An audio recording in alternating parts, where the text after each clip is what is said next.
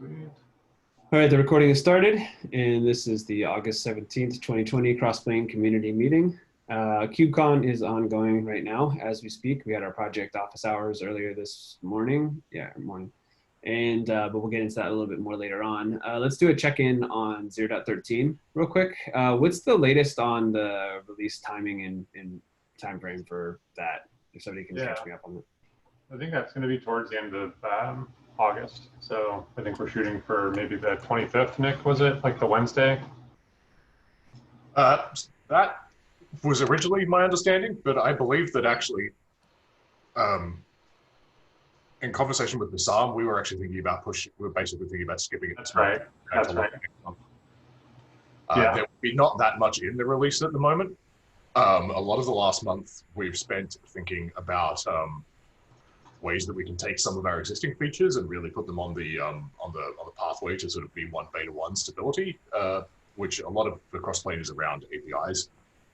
So that we've spent a lot of time just thinking about concept names and talking to the community and things like that, and just figuring out sort of some things we can lock down. And so we've focused on that a lot rather than sort of, building code the last month or so. So we're now getting to the point that we're close to locked down some of those things, and we've torched the community, and we're feeling good about the concepts.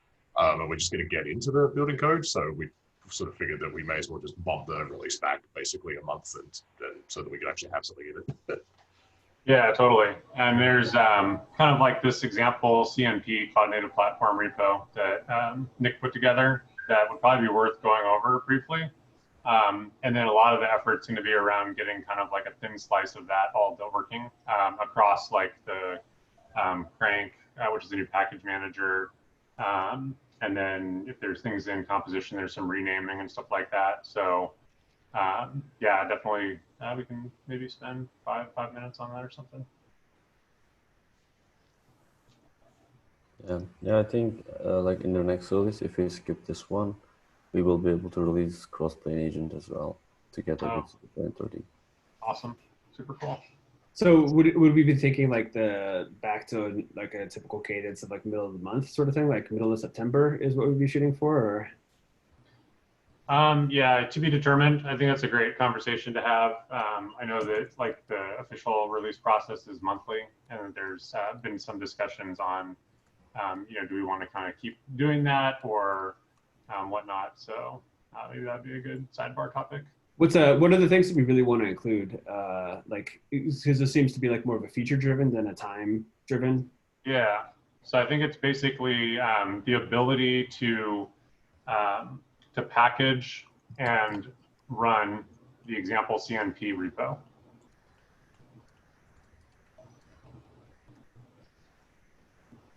Okay. Yeah, I think that that is one way of putting it. I think that we need to,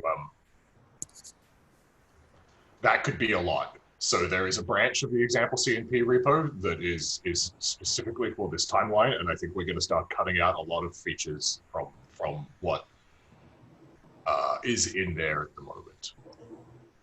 So yeah. I think we said we're going to have a very scoped MVP for platform builders of that experience. Yeah, and so it seems like there's some things that we definitely can cut out, and that the current example CNP is like the North Star, as Nick puts it. And so most of the stuff in there looks like should be able to fit. So it'd be interesting to kind of maybe do an update at the next community meeting on like what the reduced scope one is, because it sounds like we need to kind of get that figured out if we have roughly a month and a week to get that done, or however long that's going to take to get. So were there things, Nick, that you saw that were maybe when we go over it, we could just highlight the things that are likely to be cut? Yeah, I would say that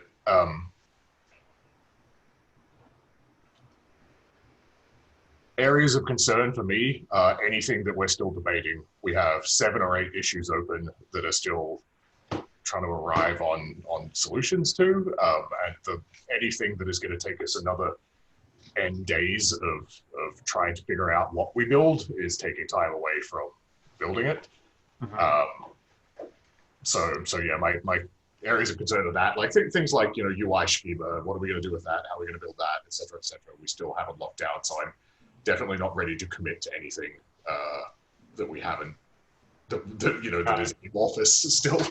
Okay. For that one, I mean, Stephen, if you're on the line, I mean, would it make sense for you to take point on kind of getting a PR against the branch for that? And then that can kind of make sure that you have what you need. And I don't think that we're like super opinionated on that, but that might be something that we could talk about a little bit later if we have time. Yeah, we can definitely discuss it some more. I'm not sure where we're at right now. I haven't updated myself with the current status of those issues, but yeah, something we can discuss. Cool. Yeah, so we'll definitely, the goal is to release something. Well, we will release something at the end of next month.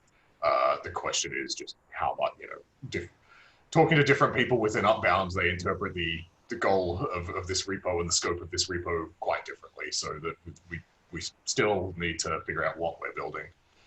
And I'm as keen as anyone to move out of that phase and into the building something phase. Yeah, and it sounds like most of that can actually just proceed right now. Like the stuff that we're blocked on seems like it's more additive than like blocking for implementation. So yeah, well, I would say there's two classes of thing. There's stuff that we're blocked on, and as soon as we're unblocked, it's trivial changes like naming fields and things like that. That's just taking time to align on names. And then there are things that, in some cases, for instance, building RBAC controllers, we're not blocked at all on that. We're just blocked on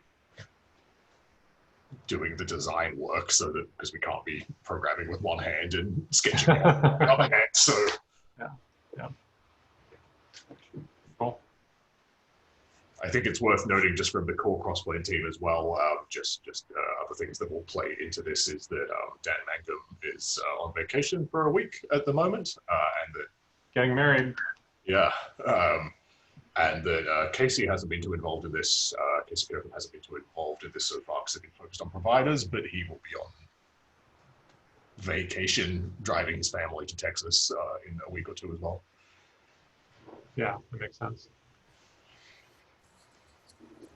Would it make sense to maybe just now that we're past that, just to walk through the CMP repo real quick? And I don't know, Nick, if you wanted to just do a super quick overview for people that might be catching the replay or. Sorry, yes, I can, but give me 1 second. Cool.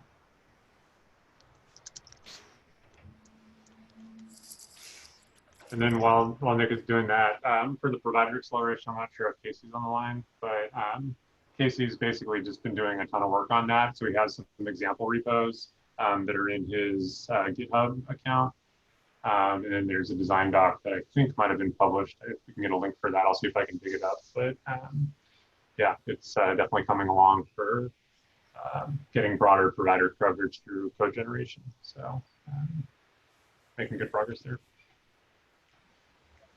All right, do you want me to, can I share my screen so I can drive? Cool. Yeah, let me stop, Nick. There Thanks. we go. Should have access.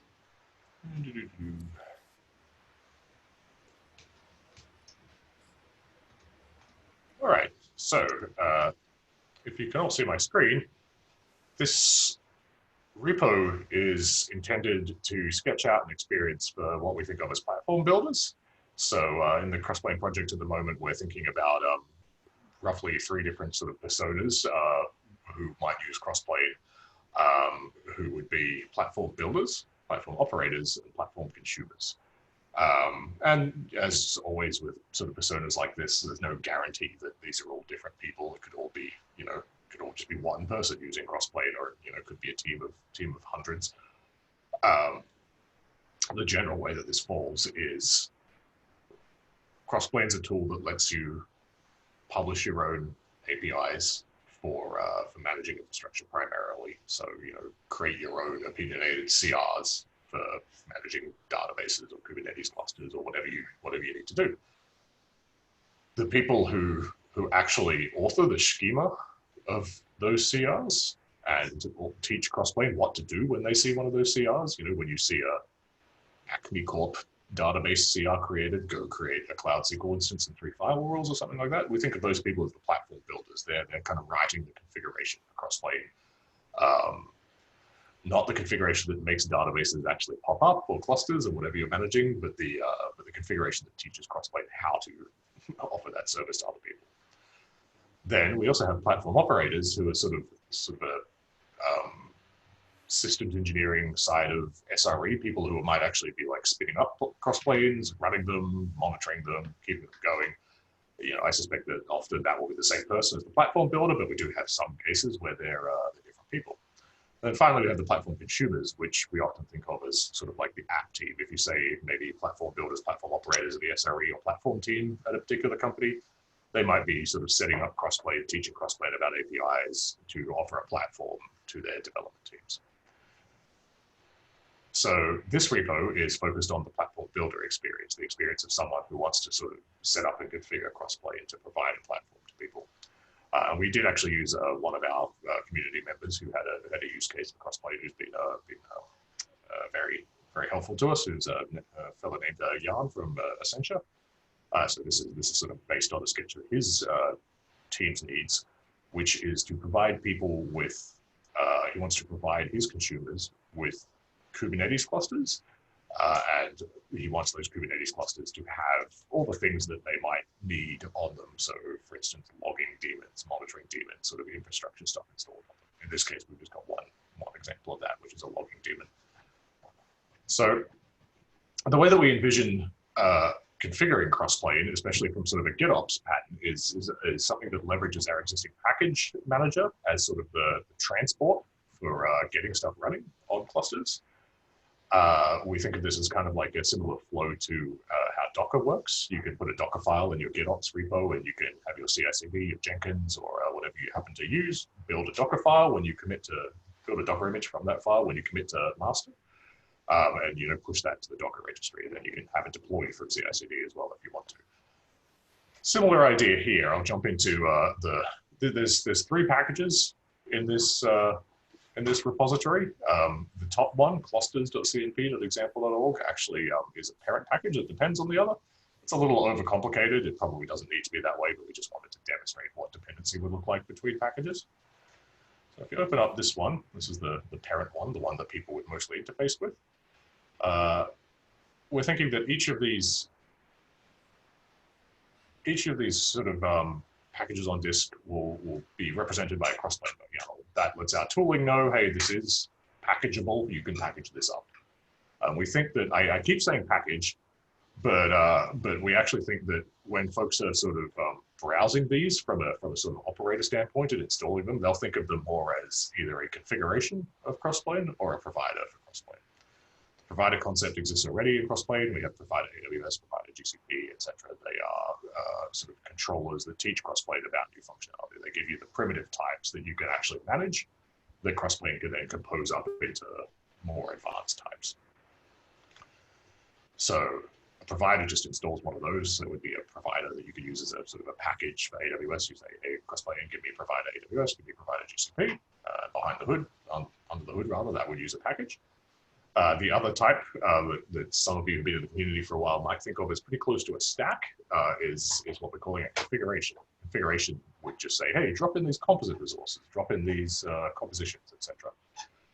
The entry point here is effectively just metadata about the configuration, who owns it, what license it's under, things like that, and then any packages that it depends on, or rather other configurations and providers. In this case, it depends on CNP EKS and CNP full bit, which are the other 2 packages defined by this repo. As a side note, we're thinking we might actually change this from depends on package to depends on configuration to really put that sort of concept front and center, that the package is more the delivery mechanism for what you're depending on rather than the actual thing that you're depending on. And then inside this repo, we're thinking that we mostly won't be too opinionated about sort of directory layout or file names or anything like that, because everything that we're delivering is YAML that is schematified, that we can discover the type of it.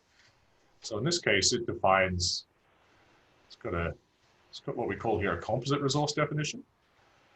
that defines a new type called a cluster, which is a sort of a generic Kubernetes cluster type. Composite resource definition is currently in Crossplane's code base known as infrastructure definition. We're looking at ways to reduce concepts, and we were using the term composite resource as the thing that it was actually defined by this, so it seemed to reduce concepts to rename this to composite resource definition as opposed to infrastructure definition.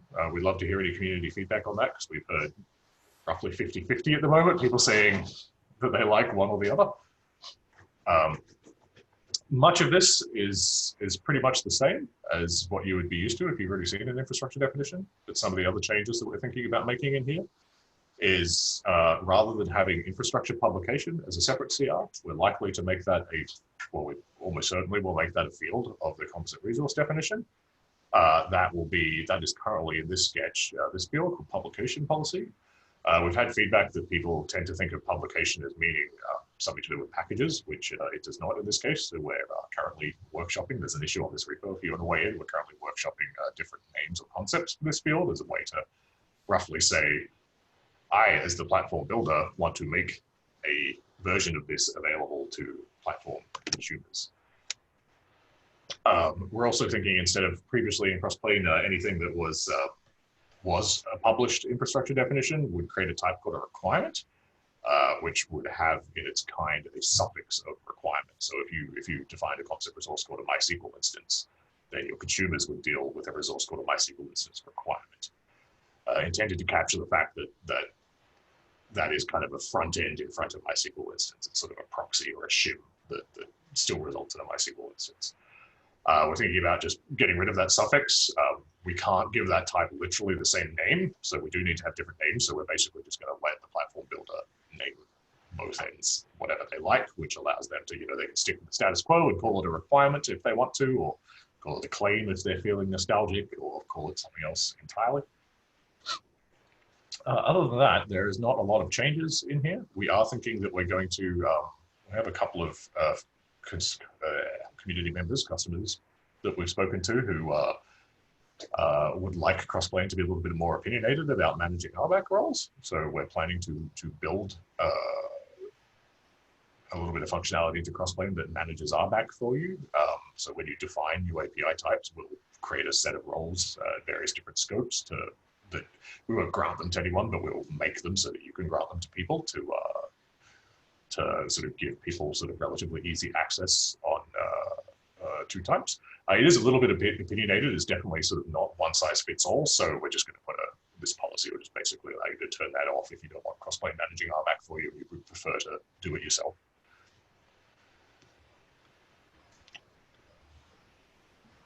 Composition is not terribly different than it was before. The big changes that we're looking at for this release, we have a few other things coming in the pipeline for composition, but the big changes that we're sort of have in this sketch at the moment are mostly around changing names of types. And off the top of my head, I believe that mostly all we did was change the from and to composite resource and composed resources. There is a small debate around these field names as well as to what they should be. This is probably going to be something like composite type or composite resource type, and this is probably just going to be resources or something like that. There is an issue that's tracking that on this repo. Anything that's sort of up in the air on this repo has an issue to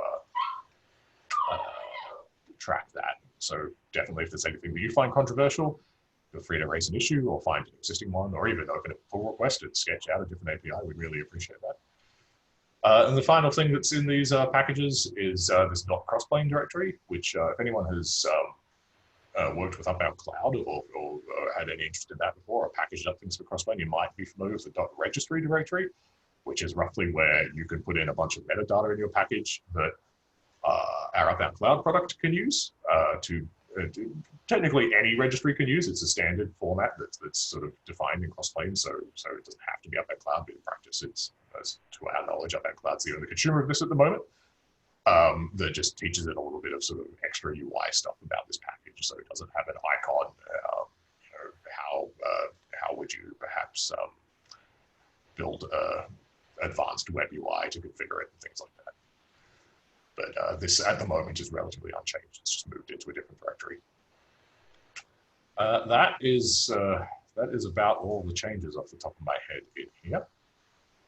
So going real quick, this clusters, as you might have seen in the composition, depends on two other types, or rather composes two other types, which is a full and fit and an EKS, which are defined. I won't really go into the details, but they are defined in these packages here, so they would all get built next to each other. So you can see that an EKS results in a whole bunch of actual AWS stuff being created.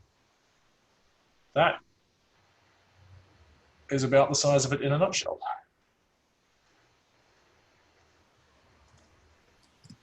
Cool. Yeah, I really like that.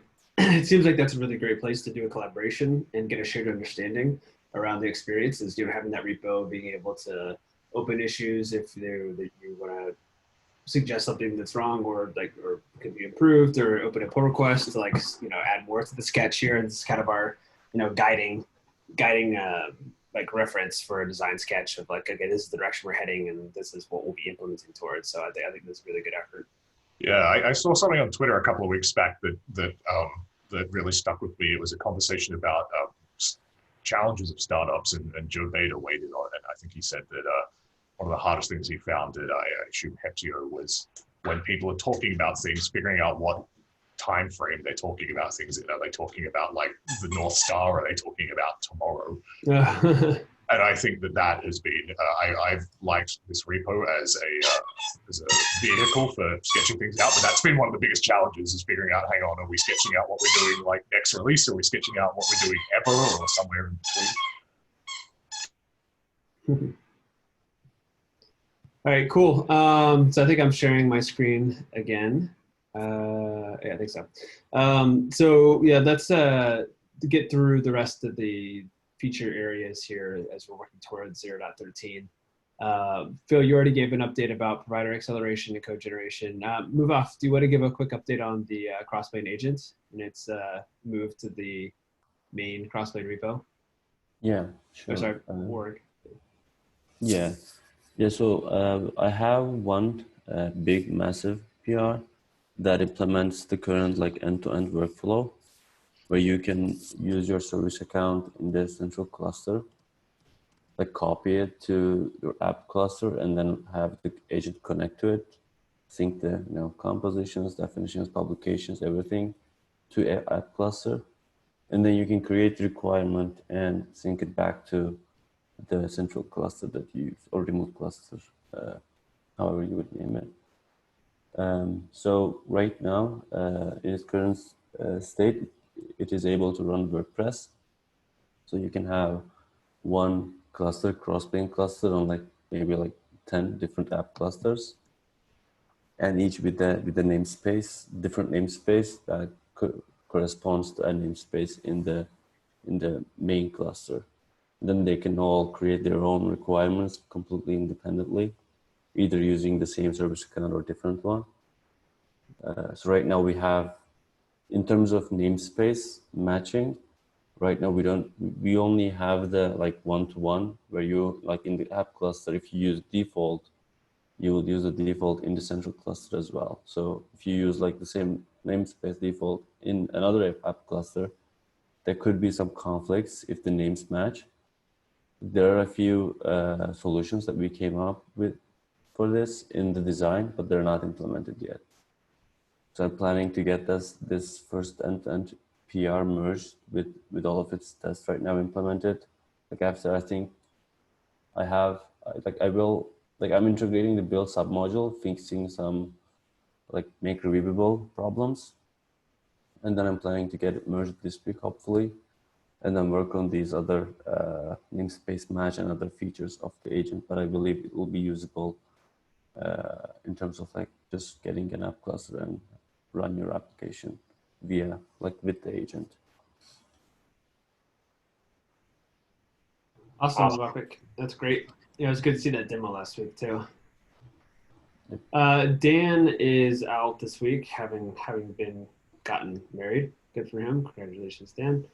But then, Phil, do you have a quick update on the package manager refactor, or? Yeah, so there's a PR that he opened for some of the API types that for initial review, it's draft.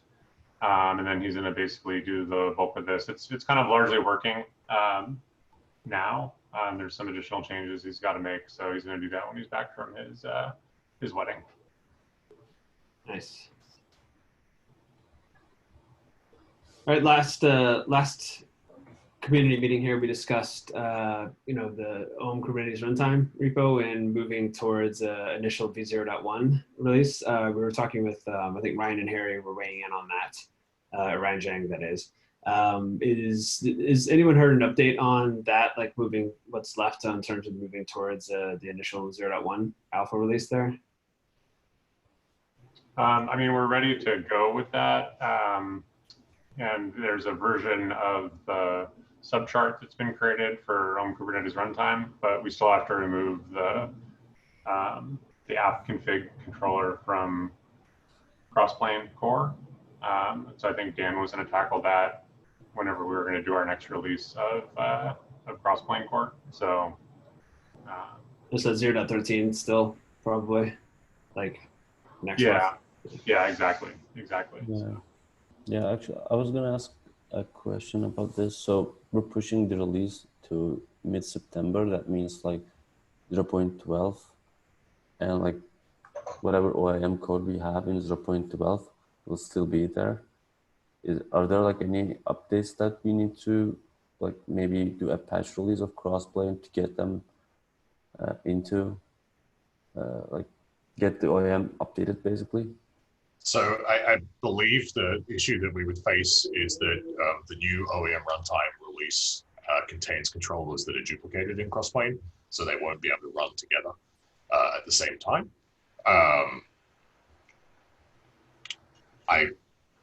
If that becomes a problem and we do need to release Crossplane that removes those controllers, we probably shouldn't do it in a patch release. That probably would justify doing a whole release sooner.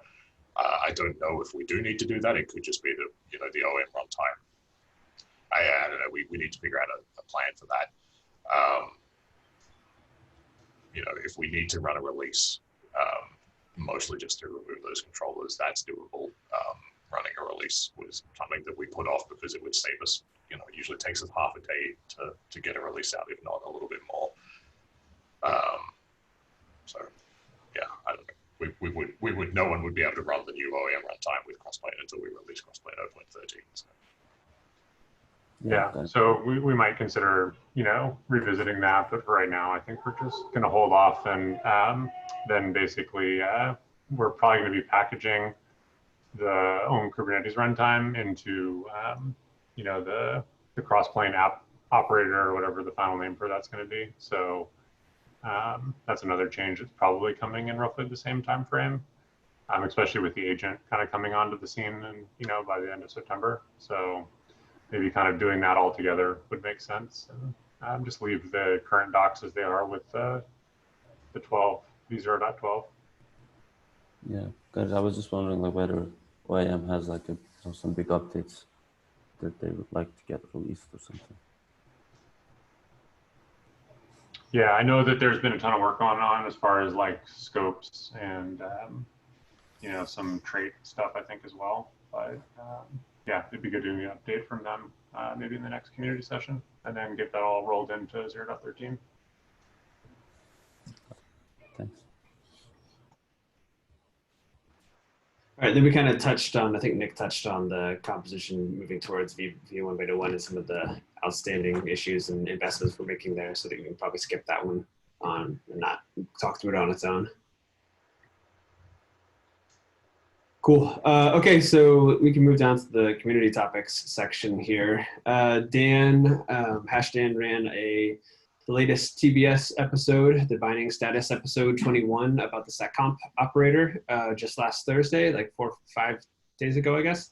And so here's a link to that in case you missed the live stream. It's published onto the YouTube playlist. Another good episode there. Quick update on the CNCF onboarding. So there's still some issues remaining about transferring the Google Analytics of Crossplane.io and the Crossplane.io domain transferred over to the ownership by the CNCF or the Linux Foundation. And I'm actually meeting with Arthur, who does your infrastructure at Upbound, to get ownership of those and make those transitions right after this meeting here. So that should be progress on that right after this today. Kubecon EU started this morning, as we mentioned. So the project pavilion, Crossplane as a CNCF project has the opportunity in which we took to have a virtual booth in the project CNCF project pavilion. So that is live, and here's a link and the agenda document to log into the event as a whole. And so when you go to the Kubecon virtual event here, you can go to the expo hall, the CNCF project pavilion, and that's where you'll see all the CNCF projects that have little booths. And then here's our Crossplane one right in the middle, which is pretty rad. Yeah, Yeah, where you can go in there and interact with folks stopping by the booth, and a lot of helpful links on the right there and whatnot. So we've had some traffic coming in and out of there. We ran our office hours this morning with a Zoom meeting, and we walked through like the project overview, introduction, how things work, what are the main features, all that sort of stuff, and did a demo as well. And that I got the recording for that, so I'll upload that to the Crossplane YouTube probably in just a bit here. So that'll be available. And so I think like we've kind of, we got the booth set up. We worked through a lot of hiccups over the past couple of weeks, like getting the platform going and getting everything running. We could do a post-mortem about like the value of this and everything, but and what to change and what to correct and whatnot in a separate time. But does anybody have anything they want to discuss about, like, what are you planning, like what are some of the goals for your KubeCon this week, or what are some things you don't want to miss, or anything that you want to share amongst the group, since KubeCon just started and there's lots of opportunities to take advantage of things for the next 4 days now.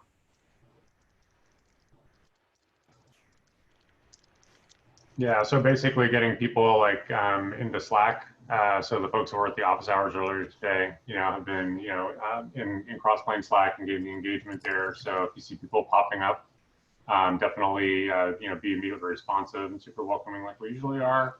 But just a heads up to kind of monitor, Slack even more than you might usually.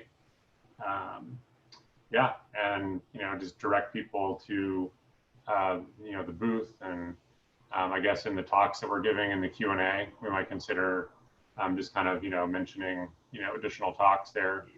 I'm pretty sure that most of us have already in the slides, but if there's a way to kind of drop a mention for Crossplane booth or whatnot, that'd be awesome. Yeah, KubeCon's kind of an interesting one for me these days, because even when they're in person, they record all of their talks so well that I don't really feel any sense of urgency to go and see them sort of live. I usually just watch them on YouTube at my own leisure afterward when I'm interested. So I honestly have been busy enough that I don't even really know what talks are happening that are interesting, and I'm going to go find that out after KubeCon and watch them. I'm keen to help out with the booth, but I'm also conscious I honestly don't want to be doing it at 4 a.m. in the morning. I know you're doing it already, Jared, but keen to help out sort of within reasonable office hours. Yeah, for sure. What time Pacific does the booth open? Was it 3:30 or was it earlier than that? Yeah, it's so it's 12:30 to like 9 p.m. or so Europe time, which is 3:30 a.m. to noonish Pacific time. So basically the bright ass early morning before anybody is up until lunch on Pacific time. Well, one thing we could maybe think about, and depending on how my days go meeting wise, is 3:30 is not that far after when I usually go to bed. I usually go to bed anywhere between 2 and 3:30, so I could stay up late one day and open the booth and let you sleep in the morning, Jared. I just have to make sure I don't have to be up to go to a meeting at 9 a.m. or something. Yeah, I appreciate that, Nick. But something I've seen so far is that the demand and the load in the booth, like there are people coming through, but it's the design of it isn't really like you're not really able to interact with every single person that comes in there. They're kind of like coming through, looking at the links, and like there's no immediate like connection that's made, and that's just the design, the booth itself, and the capabilities of the platform. So I don't think the value of it is really so high enough that it's like worth somebody changing their schedule to like be awake when they shouldn't be awake. I don't think it's honestly worth that. The platform's not that good. Like we want to like we have things there. Muvafik and I will be up during those times anyways, because I have to be up because I'm moderating sessions and I have to be there at live events anyway. So I wouldn't change anyone's sleeping hours because the booth doesn't really justify that, honestly, the value of it. Yeah, I mean it's my normal working hours, like 1:30. So it's just like I'll just be online and work as usual. Cool, sounds good. All right, I'm probably gonna largely ignore Kubecon with all the other things we've got going on apart from Slack, but I will definitely be watching videos afterwards when things die down a little bit at work. Yeah. Honestly, I think that's where the right investment is right now, considering the value of this event, Nick. I think that's fine. Thanks, though. Yeah. And we are, like tweeting out the sessions like before they're happening and like the office hours. That went out on Twitter. So if you want to like retweet, somebody reached out to me on LinkedIn this morning, basically saying like, hey, I saw you as a speaker, would love to connect. And so we did that and kind of got them set up with, Crossplane, Slack, and that kind of thing. So I would suggest to just use your networks and like, either repost. I put a post out on LinkedIn, to post out on Twitter that links the v0.12, which is the second link in that thing there. And if you even just want to repost that or reshare it, that would probably be an easy way to get more eyeballs on it. And then I can drive traffic to the booth. So yeah, that second one there. But if you go on LinkedIn and just look at my LinkedIn or my Twitter, I just put it out this morning, and it has a little bit of a blurb about, Kubecon, and then it links to that doc and says all the sessions are at the bottom. So definitely like check out all these sessions. And it'll also kind of highlight composition in that. And this also includes the Kelsey Hightower demo. So this was kind of designed as like the sharing link for Kubecon, is like the equivalent of a takeaway pamphlet or whatever. Nice. Very cool. Cool. So the next talk of ours, folks in this community here, is Dan Mangum's talk. It's tomorrow morning, it looks like. Oh, and mine is at the same time too. And then Hassan is right after that. And then Phil. Big day tomorrow. Yeah, it's like all tomorrow. And then I think you have one additional talk after that. Do I? Yeah. Oh, the next day. Yeah. I thought you meant Tuesday. I was like, I do? Not on Tuesday. Oh, no. Not on Tuesday, no. No more. Cool. Yep. Yeah, and that's and so we also have, as mentioned here, we have a Slack channel for talking about booth staffing and stuff like that. If you have any questions about the booth, or want somebody to hop in with you for a conversation or something like that, feel free to ping people in that channel to keep conversation going, about the booth, but outside of the booth itself. And then keep driving people to Slack itself. I think that's where the longer term relationship is going to live. It's not going to live in this transient, temporary, virtual donkey booth for like any longer than 3 or 4 days. So get people into Slack so we can have a longer term communication and relationship in the community there.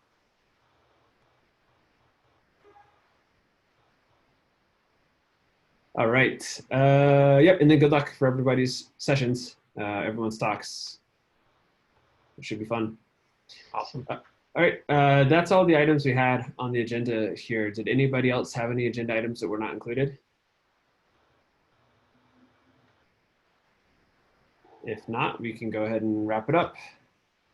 Sounds good. Happy Monday. See ya. Thanks, everybody. See ya. Thanks for running it, Jared.